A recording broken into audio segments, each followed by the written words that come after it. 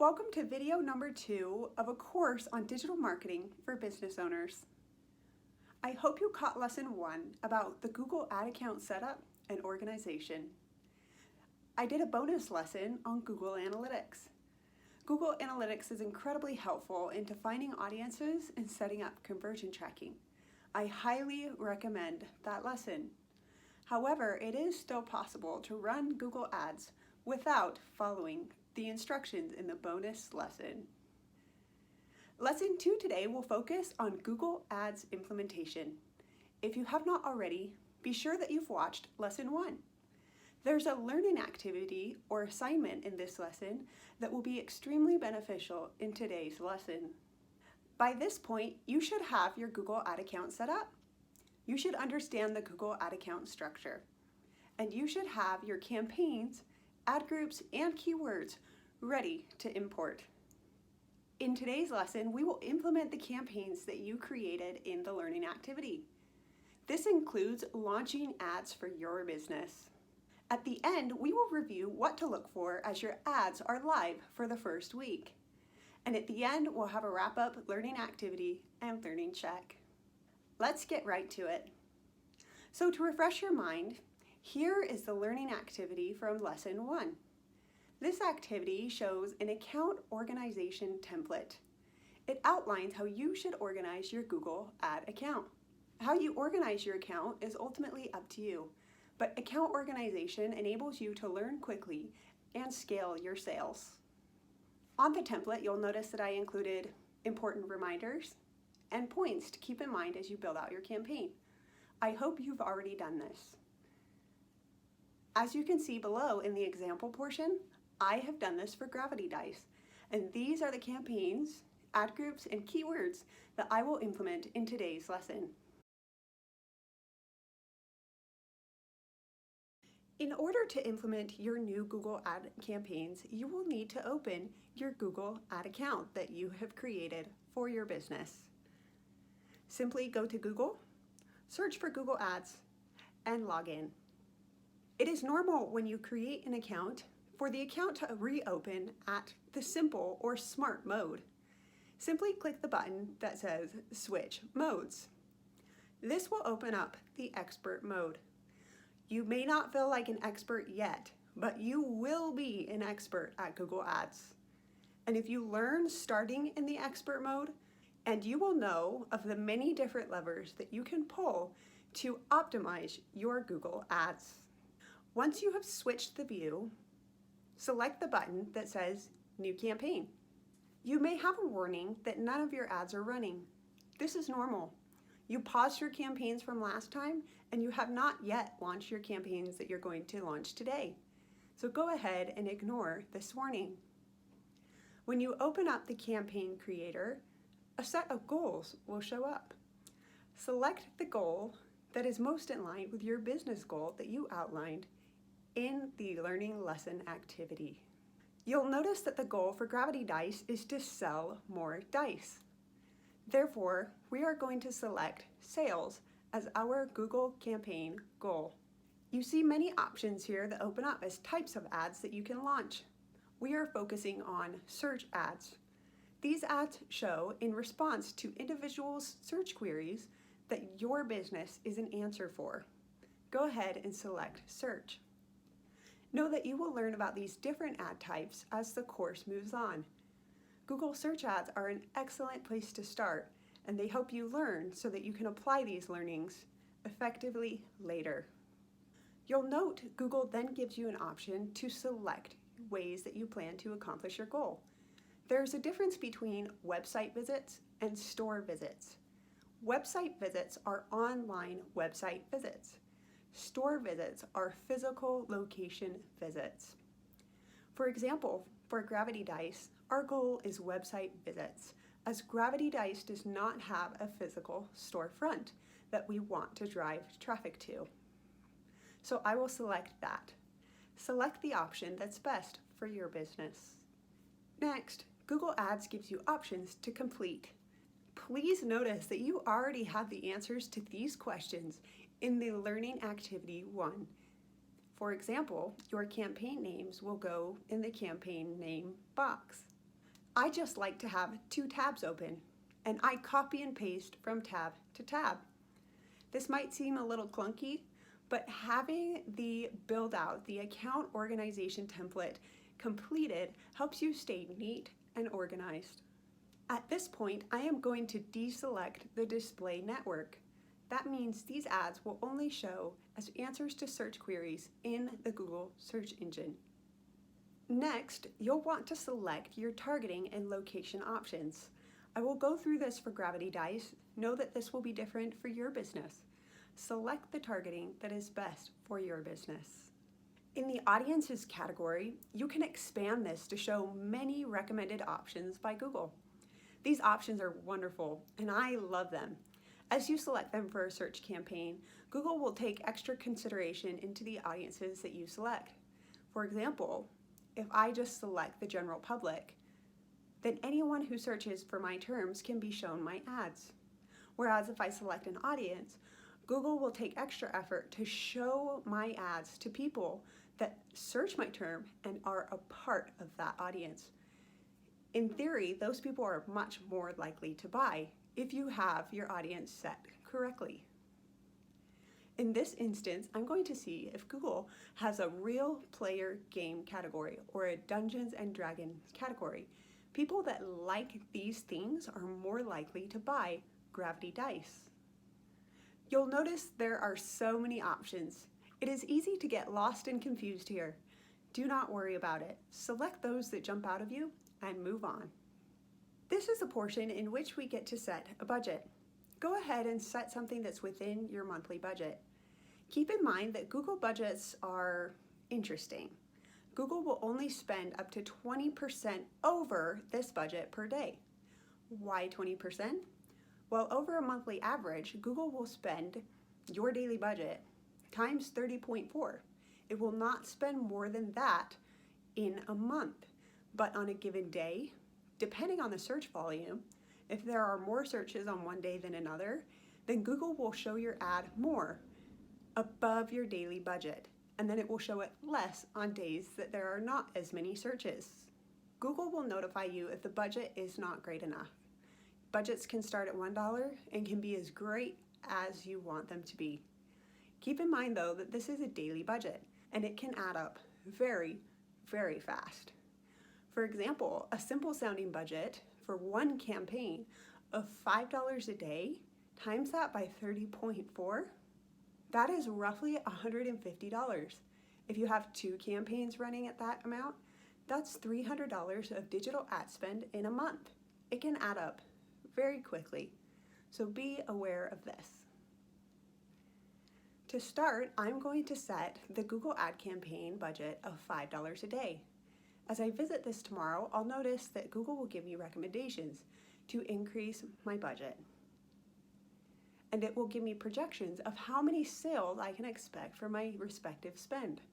I like to start small and build up from there because this allows me to learn and to grow rather than just blowing my whole budget in the first week.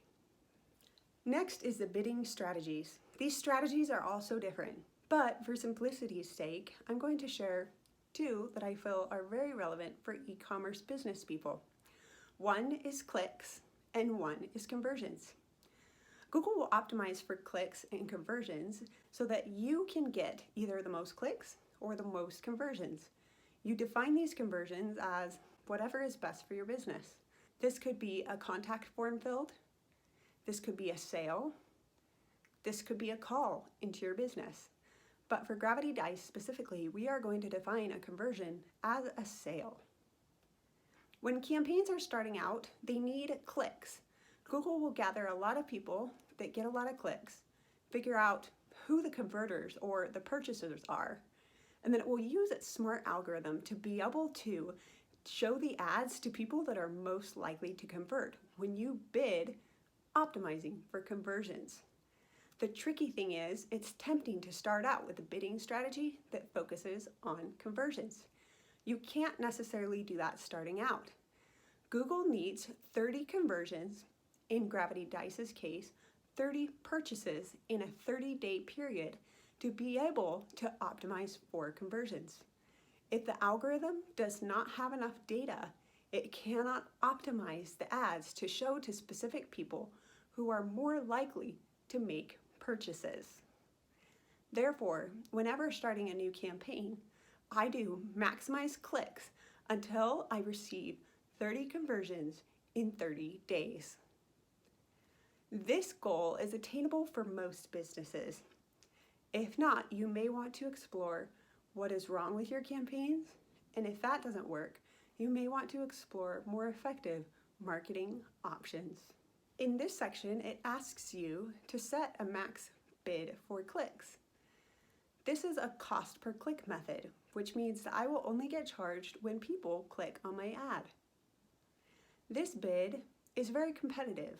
If I have a more competitive bid, my ad will show more often, relatively speaking. I set my default as $1.50.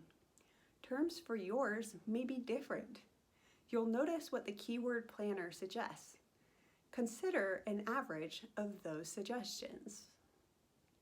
And do not stress about this, because later you can adjust these numbers. Google will then ask you if you want to add site link extensions. For now, we're just going to test the effectiveness of the ads. These can be added later. Site link extensions are beneficial because they take up more room on the search query page. If your ad is taking up more real estate in the search result, it's most likely you will grab attention and hopefully snag those clicks. Next, select Save and Continue.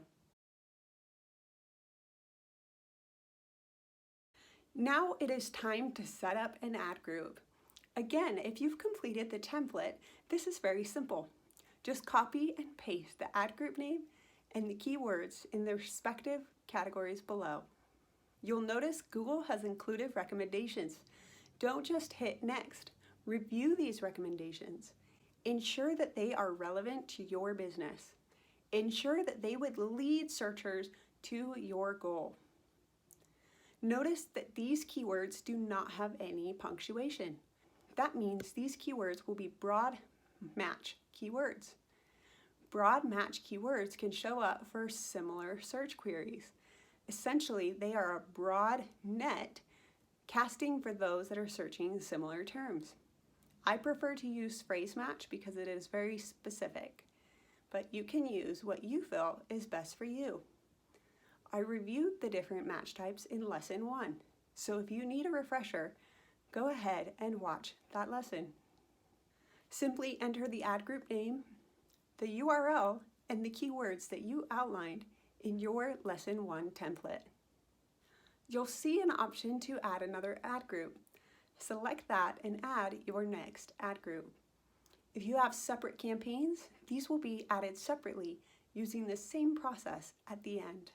Once you've entered those ad groups, Google will give you an estimate of the cost of this daily campaign on the right-hand side.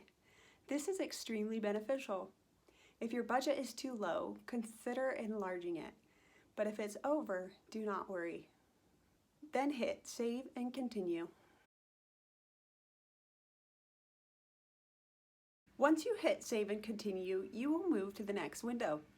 This is the exciting part where you write your ads. When you select Next to write your ads, sometimes Google is a little tricky. They pull out the last ad group you made, which doesn't make sense, but make sure you are writing the right ad for the right ad group. The best way to check for this is in the bar above. You see the ad group name and the keywords. Ensure that the ads that you are writing match those points. I also want to point out that there are 2 different types of search ads: text ads and responsive search ads. When I am launching a new campaign, I like to start with text ads. You have to manually select that option. Google really likes the responsive search ads. What this is Google asks you for 15 different headlines and 4 to 5 different descriptions. Google then takes these headlines and descriptions, bundles them all up, mixes them up, and shows different ads to different people. The algorithm works hard to figure out what combination is best for each individual. The problem is, as someone working on the back end of the ads, You can never tell what ad works well. It's just a jumble of information. So when I launch my campaigns, I like to start with the text ads, because once I understand what text ad is working and what text ad is not, I can create a responsive search ad that is created with those successful ad components. To switch from responsive search ads to text ads, select Switch to Text Ads. This will open up the text ad box. Proceed to write your ads. Google recommends that you have 3 ads per ad group. Keep in mind that there will be many variations. Just write these ads. As a best rule of thumb, I really like to write the keyword in the first headline or a variation of it that makes sense. I like to put the brand name second, and third, list a short benefit of the product or service. In the descriptions, you have 90 characters in each to state how your product is the best. The descriptions are excellent places to state your unique selling points. And at the end, don't forget to add a call to action, an action for people to take action based on what they read. Keep in mind that Google has rules. You cannot have exclamation points, all caps, strange combinations of symbols, and you cannot say, click now. You can say, visit our store. You can say, shop today, but Google will let you know what you can and cannot say based on the errors that come up later. So go ahead and write these ads. Don't stress over these. You'll find what is best and what works and what doesn't. Do different things on each ad so that later you can tell why each ad worked and why maybe an ad didn't. I'm going to include a screen time lapse of me writing my ads. This will hopefully give you an idea of what the Gravity Dice ads will look like.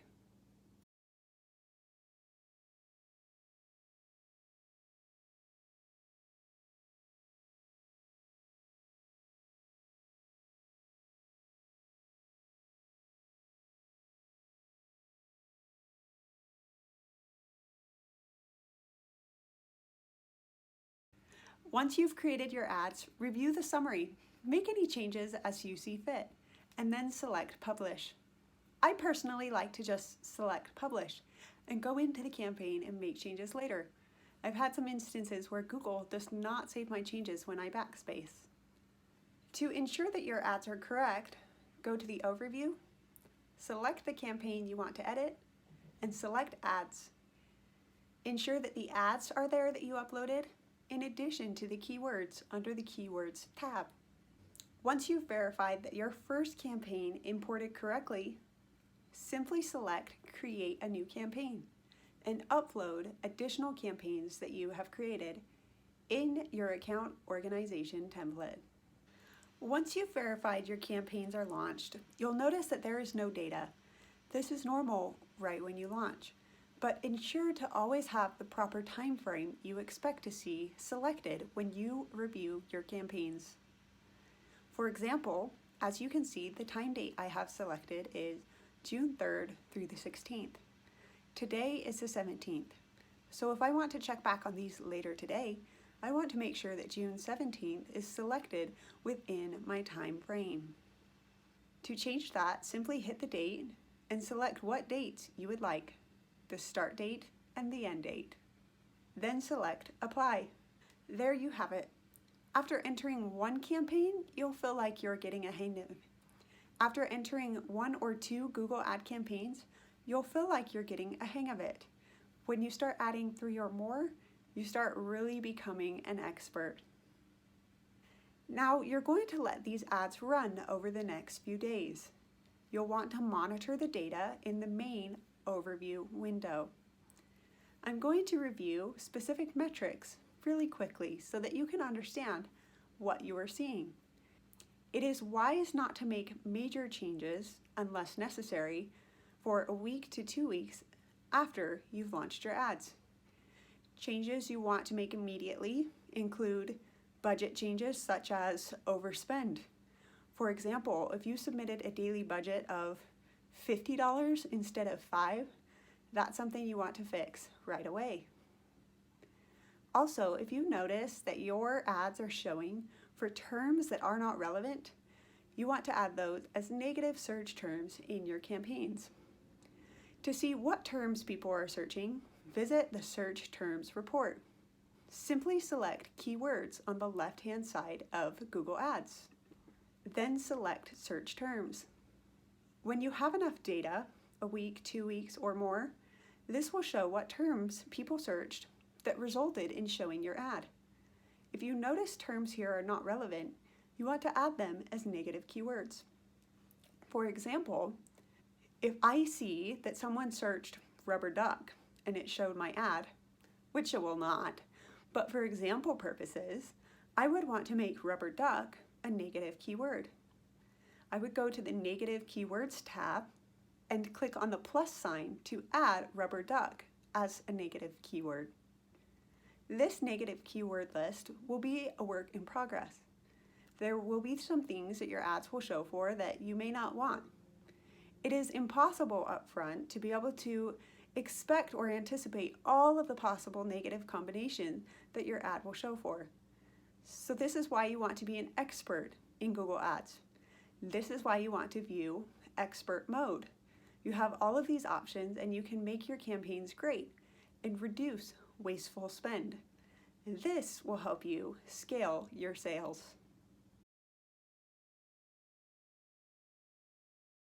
All right, let's get back to the Overview tab and review some basic metrics so that this next week you can know what is going on with your campaigns.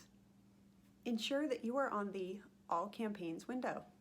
You'll notice that data is not pulling in right now. That is normal. If data is not pulling in, it is because there's no search volume, so searches are not pulling your ads. You have the wrong date frame showing, or something is misconfigured.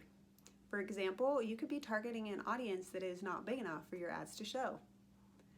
It's important to consider these options, and if your ads are not showing within 3 days, reconsider your structure. One thing that I may have to change is I selected largely phrase match keywords. This means that only these phrases that match search queries will show my ads. Due to the low search volume that Google warned me about, I may need to open these keywords up to be broad match keywords. We'll see if I need to do that in a few days. But as you watch your ads this next week, look for these metrics. When you open up the main campaign tab, you see that there are many options. Right off the bat, I don't really like how these columns are set up. You can customize your columns. I'm going to do so, and then I'm going to highlight the terms and the metrics that are important as you monitor your Google Ads. To edit your columns, go to Columns, delete the columns you do not want, feel free to reorder them, and search for metrics you want. Select those metrics and order them accordingly. Then select Apply. This will bring in these columns that you want to see onto your main dashboard. It is smart to save this view so that you always have it. You can find your Save Custom options in Columns, Custom. Now I'm going to tell you what these metrics mean. Impressions is the number of times that your ad shows up on the screen. For example, someone will search D6 Dice. Gravity Dice's ad will pop up if it is eligible for that placement. The person may not click on it, but it will still count as an impression because it was shown on their screen. The next metric is clicks. You will pay for clicks when people click on your ad. This is a cost per click method. This is a wonderful indicator of how many people are seeing via impression versus clicking on your ad. This results in the next metric, the click-through rate. WordStream has produced industry-level benchmarks for click-through rate. This is important because if you are below the industry-level click-through rates, something is wrong. For example, your ads are not working. Click-through rate is a direct indicator of that. If you notice that you have a subpar click-through rate based on the industry benchmarks, You want to reevaluate your ad copy. Are you targeting the keyword? Do you mention your brand? Do you point out the unique selling points of your product or service? Do you have a clear call to action? These are excellent places to start. Next is conversion rate. This is the number of people that accomplish your goal. For Gravity Dice, this is sales. Note that conversion rate and conversions will not work if you have not properly set them up in Google Analytics, and I will show you how to connect them on Google Ads. In my opinion, these metrics are absolutely imperative to understanding an e-commerce business and to understand marketing ROI in general. This conversion rate is an indicator as to whether or not your customer experience is working. You definitely want a conversion rate that makes sense based on your ad sales. If you are spending $500 in marketing, but you're only getting $2 in sales, your conversion rate will be very, very low. And this will be an indicator that there is a disconnect between people clicking on your ad, experiencing your site, and making a purchase. And so if you see a low conversion rate, keep in mind a conversion rate between 3 to 10 is actually really good for e-commerce. So a low conversion rate would be 0.015%. That's low, but that is just general. You definitely want to check and research what your industry conversion rate benchmarks are. Next, we have the number of conversions. Again, conversion tracking setup is required for this. If you did not watch the bonus lesson, definitely do that. You can still run ads without these metrics, but ROI will be very difficult to calculate without it. Next, there's cost. This is the overall cost and the expense of running your ads. And then the cost per conversion. This takes the expense of the ads divided by the number of conversions. This tells you how much it took to get one person to accomplish your goal. You want to make sure that your cost per conversion is below your cost to make a sale. This is just a smart business tactic. These numbers are important. They help you make smart business decisions and optimize your ads. You'll notice that the numbers will start populating over the next week. We are now wrapping up this lesson. You will notice that you've learned so much today. I have a metric definition cheat sheet for you. So if you don't remember all of this information that I shared, that's okay. You will have a quick reference sheet. And there are also equations on it to help you understand how these metrics are calculated. In the lesson description today, I am also including a quiz link. This is a learning check. This will help you retain the information that you've learned today. And last but not least, some homework. Over the next week, monitor your Google Ad account. Ensure that you are getting data. Ensure that your budgets are not overspending. Ensure that they are at the right rate. Feel free to check the search terms report. Add to the negative keywords list.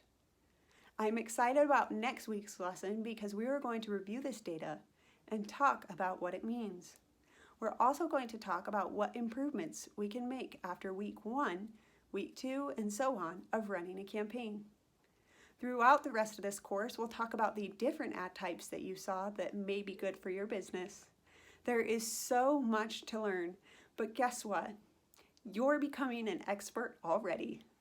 Until next lesson, have a great week.